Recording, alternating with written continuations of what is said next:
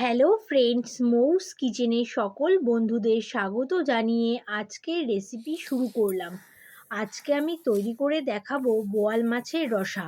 এই বোয়াল মাছের রসা করার জন্য আমি নিয়েছি 1 কেজি ওজনের একটা বোয়াল মাছ, আর নিয়েছি 2টি মাঝারি মাপের আলু, আর নিয়েছি আদা ও লঙ্কা বাটা পরিমাণ মতো, জিরে ও ধনের গুঁড়ো পরিমাণ মতো নুন, হলুদ ও সর্ষের তেল।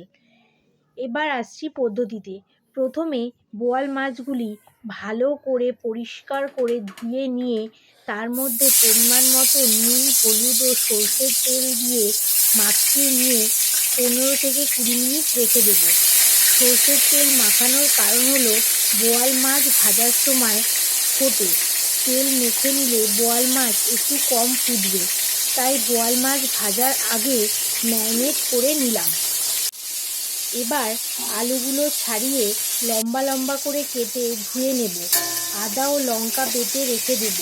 অন্যদিকে কড়াইতে তেল দিয়ে তেল ভালো করে গরম হলে তেলের মধ্যে লো ফ্লেমে মাছগুলি ছেড়ে দিয়ে গ্যাসের ফ্লেম হাই করে মাছগুলি লাল লাল করে ভেজে তুলে নেব।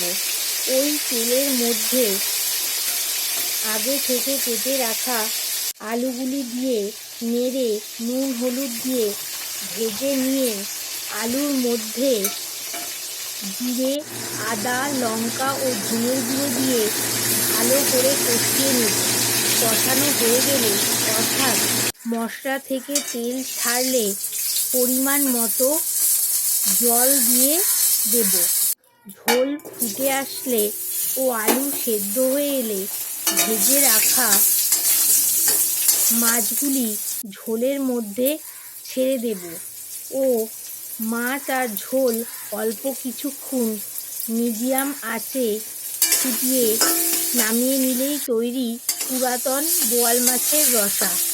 এই রেসিপিটি যদি আপনাদের ভালো লেগে থাকে তাহলে অবশ্যই একবার হলেও ট্রাই করে দেখবেন ও শেয়ার, সাবস্ক্রাইব, লাইক এবং কমেন্ট করে জানাবেন।